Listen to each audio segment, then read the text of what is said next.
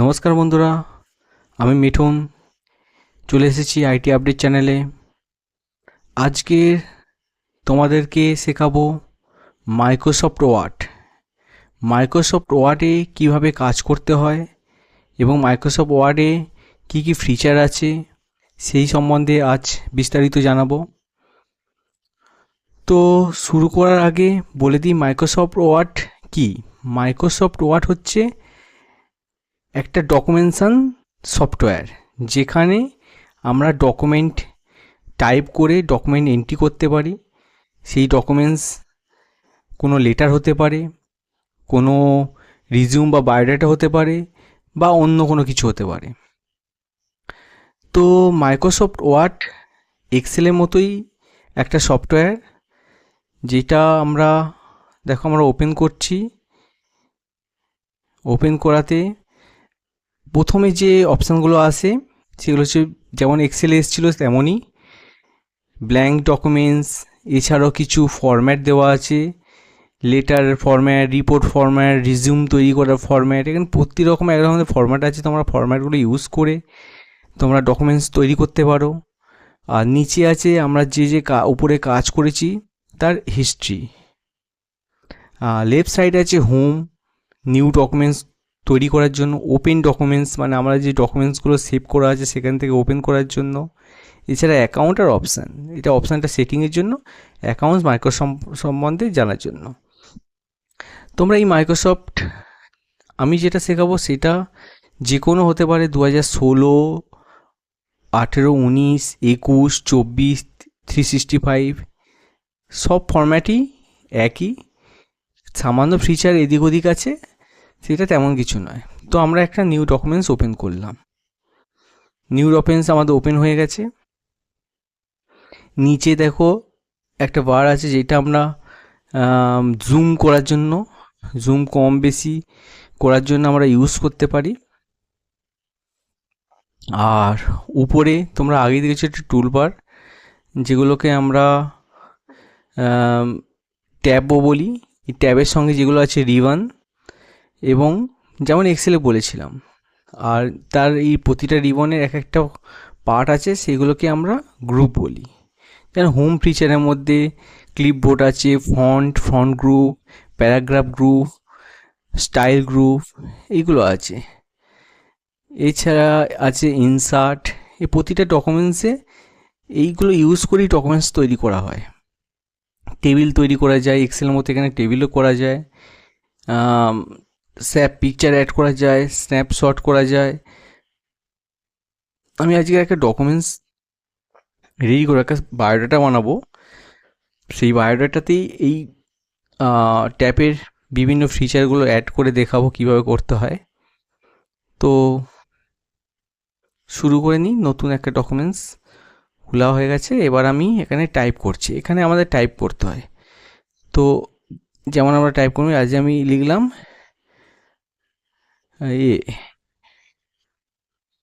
Resume, আর এখানে capital লিখবো। Capital লাগলে কিবোর্ডে ক্যাপস লক যেটা আছে সেটাকে আমি ক্লিক করে দেবো। দেওয়ার পর আমরা টাইপ করব RESUME, রিজিউম। এই যেমন রিজিউমটা লিখলাম। রিজিউমটা তো একধারে, অ্যাকচুয়ালি এটা হচ্ছে মিডিলে হবে এবং বড় সাইজ হবে। তো আমরা এই রিজিউমটাকে যদি আমি সিলেক্ট করে নিই, রিজিউমটা আমি যদি সিলেক্ট করে নিলাম, নিয়ে উপরে দেখো এইটা হচ্ছে ফন্ট। এই ফন্টটাকে আমি বিভিন্ন স্টাইলে চেঞ্জ করতে পারি। যেমন টাইপে আমি ফন্ট করব তেমনই। আর ব্ল্যাক দেখো হচ্ছে বড়ো সাইজে হয়ে গেল, ফন্টের স্টাইলও চেঞ্জ হয়ে গেল। তো এই স্টাইল করে আমি এটাকে মিডিল করে দিলাম। এবার ধরুন এটা আন্ডারলাইন করব। এটা অলরেডি বর্ডারই আছে, তো এটা আমি আন্ডারলাইন করে দিলাম। এবং সাইজটা দেখুন এখানে 11 সাইজ আছে, আমি সাইজটা ধীরে ধীরে বাড়িয়ে দিলাম। মিডিল থেকে সাইজটা বাড়ছে, তো আমি এটা লিখে দিলাম। এখান থেকে ফন্ট স্টাইলও চেঞ্জ তোমরা করতে পারো, কোনো অসুবিধা নেই। যেমন দেখা হচ্ছে এখানে যা সাইজ যেমনভাবে এই ফন্টে নিয়ে যাবো, অটোমেটিকলি চেঞ্জ হতে থাকছে। তোমরা যেমনভাবে ইউজ করে এটাকে ব্যবহার করতে পারো। তো এরপরে আমরা মিডিলে এলাম, মিডিলে আমার নামটা টাইপ করলাম। দেখ এখানে নিচে আন্ডারলাইন আসছে, তো আমাদের আন্ডারলাইন প্রয়োজন নেই, তো এটা সিলেক্ট করে আন্ডারলাইনটা সরিয়ে দিলাম। তো আমি এবার টাইপ করে নিলাম, তো টাইপ হয়ে গেছে। মনে হয় যদি সাইজটা খুবই বড় হচ্ছে তো এক স্টেপ কমিয়ে নিতে পারো। এবার এই নামের পাশে একটা ফটো অ্যাড করতে হবে। দেখো এবার আমি বলছিলাম এখানে একটা ফটো লাগাতে হবে। তো ফটো দুই রকম লাগানো যেতে পারে। এক হচ্ছে তুমি লেআউটের জায়গা, ইনসার্টের জায়গা গিয়ে একটা স্ন্যাপ দিয়ে একটা বর্ডার মতো করে নিতে পারো। এখানে একটা করে দিলাম। তো এখানে ফটো তো অ্যাড করতে পারো, কীভাবে করবে দেখিয়ে দিচ্ছি। Open, insert, picture, this device. তো আমি ডাউনলোডে একটা ফটো আছে,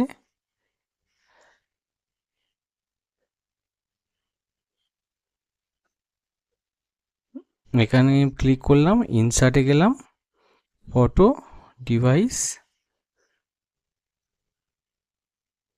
দেখো এখানে তুমি ফটো অ্যাড করতে পারবে। কিভাবে করলাম, এখানে পুরো টেক্সট অ্যাড টেক্সট করে সেটা সিলেক্ট করে নিলাম, তারপরে আমি এটাকে ফটোটাকে অ্যাড করলাম। নিজের মতো সাইজ করে এটাকে অ্যাড করা যায়।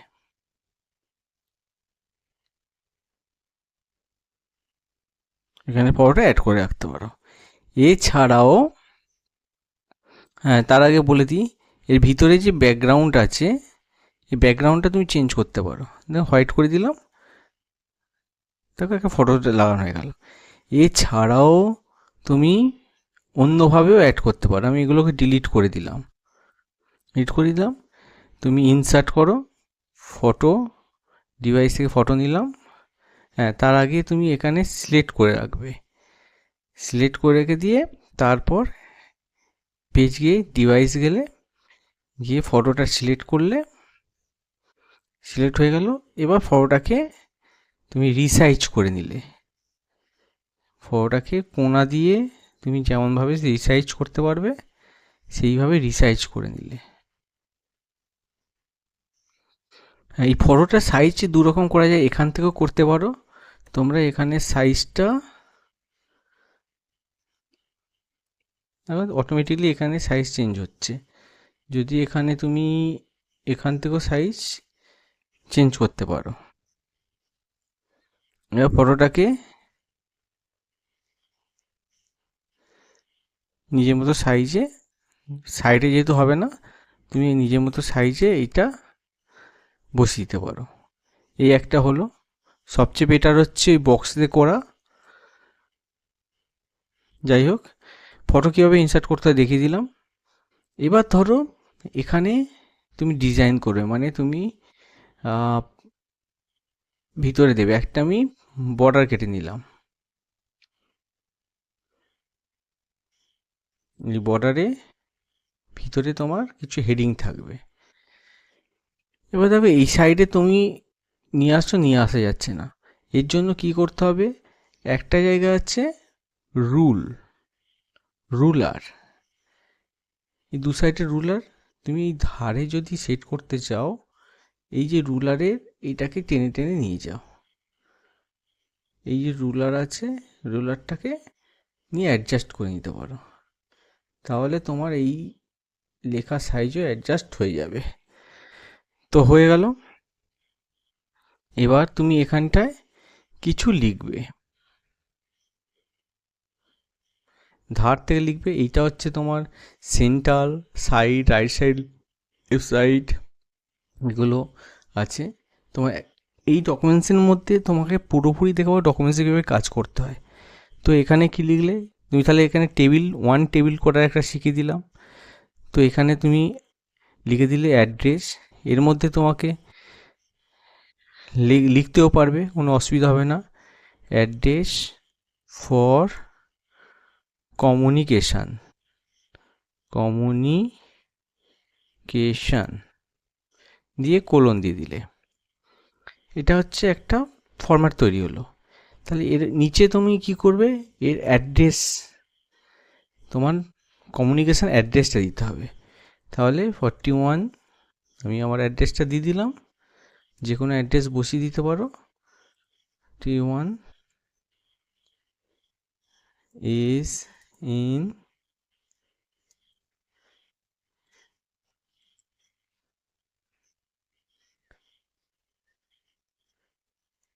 চ্যাটার্জি রোড, নিচে কলকাতা 34, এখানে দিয়ে দিতে পারো 70034, এরকম বসাতে পারো। তোমার এখানে মোবাইল নাম্বার দিয়ে দেবে, নিচে দিয়ে দেবে ইমেল আইডি, একদম বসিয়ে দেবে। এবার দেখো এই লেখাগুলো সাইজ তো বড় হয়ে যাচ্ছে, কিন্তু অ্যাকচুয়ালি এই সাইজ তোমার দরকার নেই। তাহলে তুমি এখান থেকে গিয়ে সাইজটা কমিয়ে দেবে আর বর্ডারটা তুলে দেবে। কিন্তু লেখার মাঝখানে অনেকটা ফাঁক রয়ে গেছে, এইটা তো প্রপারলি ঠিক লাগছে না। তো এই ফাঁকটা কমানোর জন্য কি করতে হবে, ফাঁকটা কমানোর জন্য লেআউটে যাবে। লেআউটে গিয়ে এখানটায় দেখো বিফোর আফটার লেফট রাইট এগুলোকে কমানো যাবে। দেখো এইটা আছে, তুমি এই ফাঁকটা সব সিলেক্ট করে দেখো কাছাকাছি চলে এলো। এবং সাইজ যদি আরও কমাতে হয় তো আরও কমিয়ে নিতে পারো। এইভাবে সাজিয়ে নেবে। এরপর নিচে আর একটা দিতে হবে সেম জিনিস। তো তখন তুমি এটাকে কপি করে নিতে, Ctrl+C দিয়ে কপি করলে এবং নিচে যখন এন্টার মারবে এখানে পেস্ট করে দিলে তখন কি লেখাটা কপি হলো। কিন্তু আমার চাই বর্ডারটা কপি করতে। তুমি এইভাবে কপি করে দিলে হচ্ছে না। তো তুমি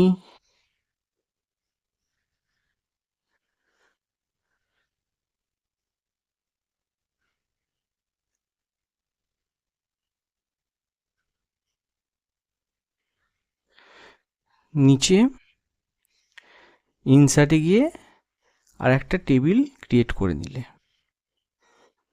সেখানে দিয়ে দিলে অবজেক্ট,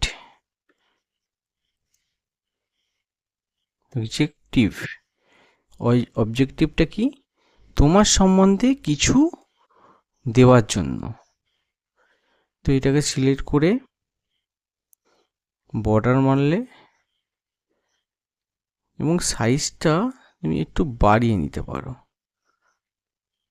আর এই যে সাইজটা, উপরে যে সাইজ ছিল একবার দেখে নিতে পারো, উপরে কি সাইজ ছিল, 20 সাইজ ছিল। তো সেই হিসাবে তুমি এখানে সাইজটা এইভাবে বাড়াতে পারো, অথবা এখানে গিয়ে টাইপ করতে পারো 20। অবজেক্টটা হয়ে গেছে। এবার অবজেক্টের নিচে তুমি কিছু নিজের সম্বন্ধে দিয়ে দিতে পারো।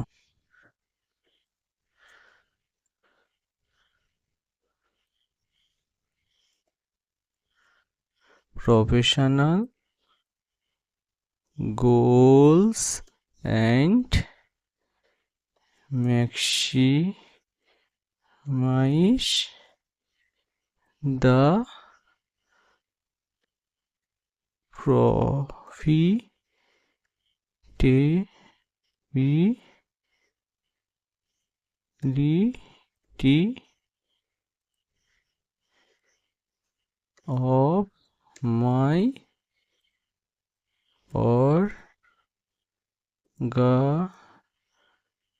organization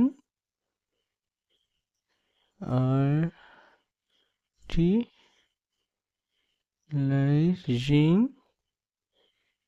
my efficiency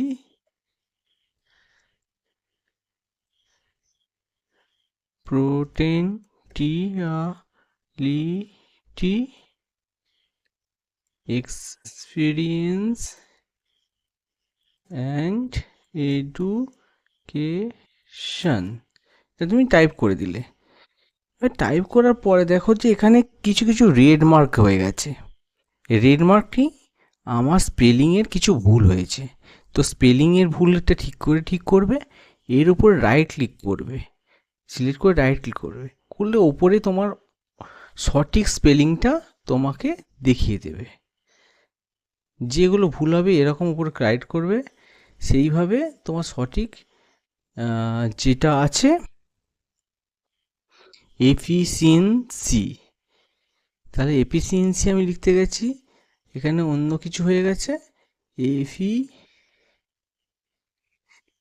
তাহলে এখানটায় সিআই হবে, এর উপরে এফিসিয়েন্সি দিয়ে দিতে হবে সঠিক বানানটা। এটা পোটেনশিয়ালে কিছু ভুল আছে, তো আমি সিলেক্ট করে দিলাম। এইভাবে তুমি নিজের স্পেলিংও ঠিক করে নিতে পারো। এটা হয়ে গেছে। এবার তোমার চলে যায় আর একটা ফরম্যাটে। সেকেন্ডটাও আমি ইনসার্টে গিয়ে টেবিল সিলেক্ট করলাম, একটা টেবিল, যেখানে দিয়ে দিলাম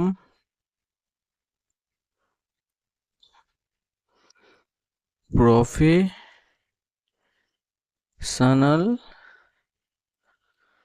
কোয়ালিফিকেশান,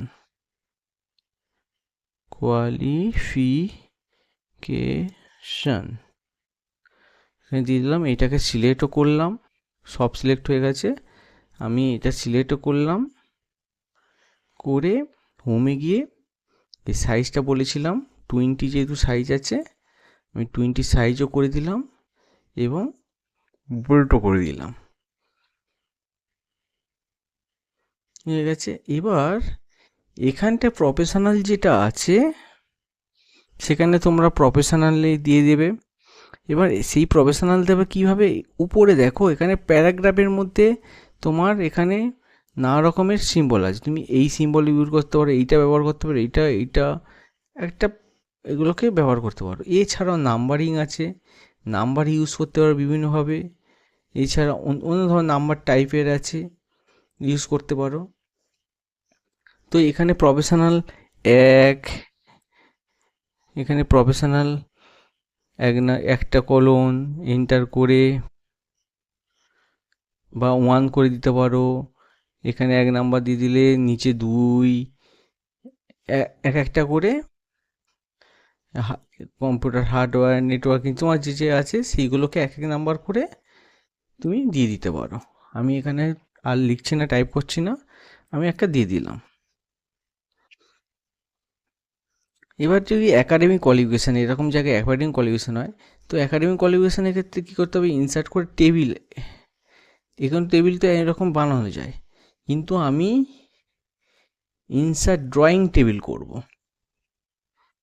ড্রয়িং টেবিল কীভাবে করব, আমি টেবিলের মধ্যে যাব, এখানে ড্রয়িং টেবিল, তো ড্রয়িং টেবিলের মধ্যে এইভাবে আমরা করে নিলাম এবং এর ভিতরে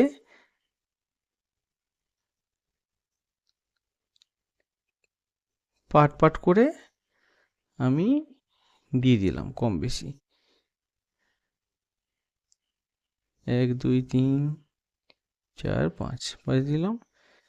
এবার এরকম এগুলো ম্যানুয়ালি করা যায়, ড্রয়িং টেবিল দিয়ে ড্রয়িং করা যায়।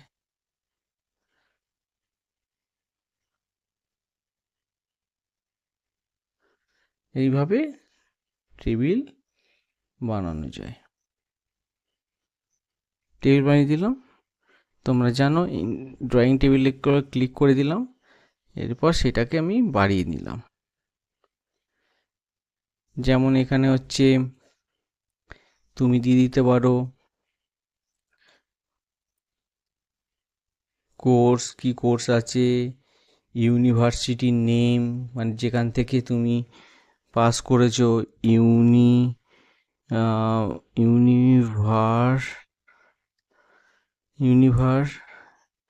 এসআইটি ইউনিভার্সিটি নেম, এখানে হচ্ছে তুমি দিতে পারো subject,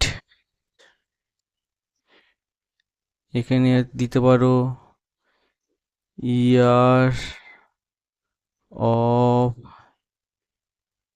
year of passing, total marks, এবং আর একটা তুমি ড্রয়িং করে এখানে একটা বাড়ি দিয়ে তুমি এখানে লিখতে পারো পার্সেন্টেজ। তাহলে এই হচ্ছে course number A, university ABC, subject যে XZY, ইয়ার অফ পাসিং 2020,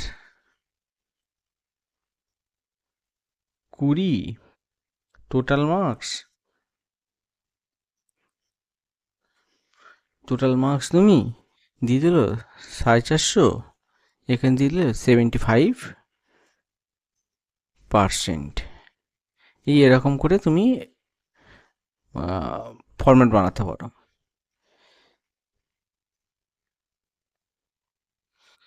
এবার চলে আসি, এটা তো এইভাবে ফরম্যাট দেখিয়ে দিলাম। এবার ইনসার্টে গিয়ে তো পিকচার স্ন্যাপ দেখিয়ে দিলাম, স্ন্যাপগুলো কী কী আছে। স্মার্ট আর্টটা কি? স্মার্ট আর্ট বলতে এখানে অনেক রকমের ফরম্যাট আছে। এই ফরম্যাটগুলো তুমি এখানে ইনসার্ট করে দিয়ে দিলে ওয়ার্ডে তুমি এইরকম ফরম্যাট 1 2 3 করে এবার ফরম্যাট তৈরি করতে পারো। যে কোনো বাচ্চা অ্যাকচুয়ালি ডকুমেন্টস বানানোর জন্য যেরকম স্টাইল লাগে এগুলো করতে পারো। এগুলো হচ্ছে ডিজাইন, বিভিন্ন ধরনের ডিজাইন আছে।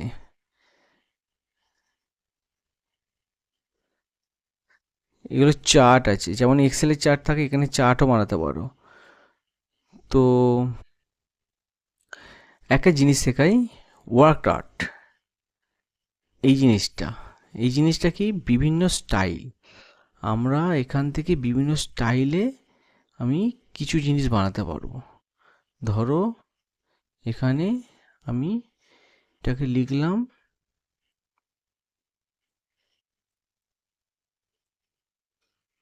আইটি আপডেট, দেখেছো এখানে একটা স্টাইল তৈরি হলো এই ওয়ার্ক আর্ট দিয়ে।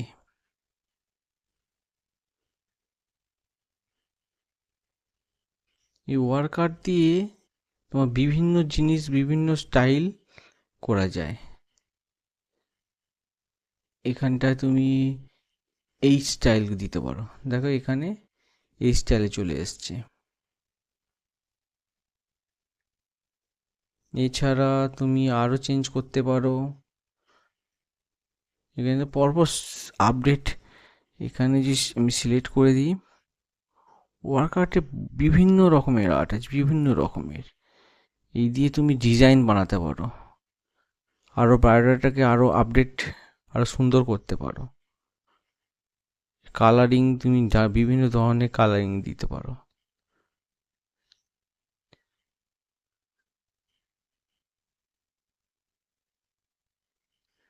তো ওয়ার্ক আর্টের একটা কার্ড স্ন্যাপশট আছে,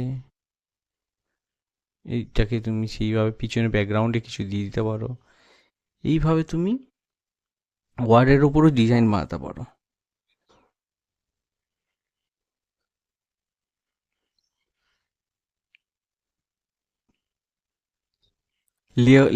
লেআউটের মধ্যে পেপারের সাইজটা তুমি নিজের মতো সাজিয়ে নিতে পারো।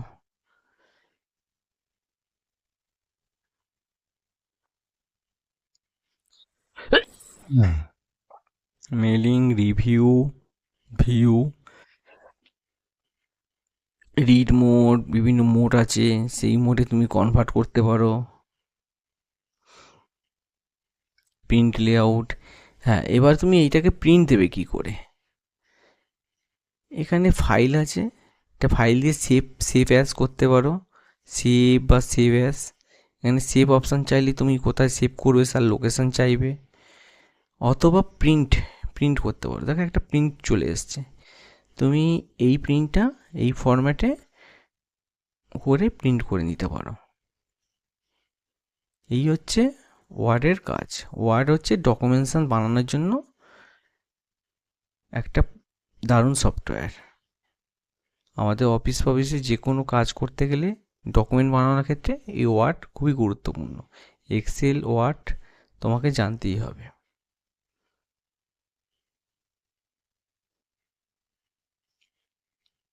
এখানে বিভিন্ন জিনিসের ফরম্যাট, স্টাইল তুমি এখান থেকে নিয়ে তৈরি করতে পারো স্টাইল চেঞ্জের জন্য। তো তোমরা জেনে গেলে ওয়ার্ডে কীভাবে কাজ করতে হয়, ওয়ার্ডের বিভিন্ন টুলস ইউজ করে সেগুলোকে ব্যবহার করে কীভাবে ওয়ার্ড বা ডকুমেন্টস বানাতে হয়। তোমরা প্র্যাকটিস করো বাড়িতে, তোমরা শিখে যাবে, তেমন কিছু নেই। তোমরা প্র্যাকটিস করলেই শিখে যাবে। যদি কোনো অসুবিধা হয় অবশ্যই আমাকে কমেন্ট করে জানাও, আমি তোমাকে হেল্প করিয়ে দেবো। তো আজকের মতো এখানেই। ভালো থাকবেন, সুস্থ থাকবেন, নমস্কার।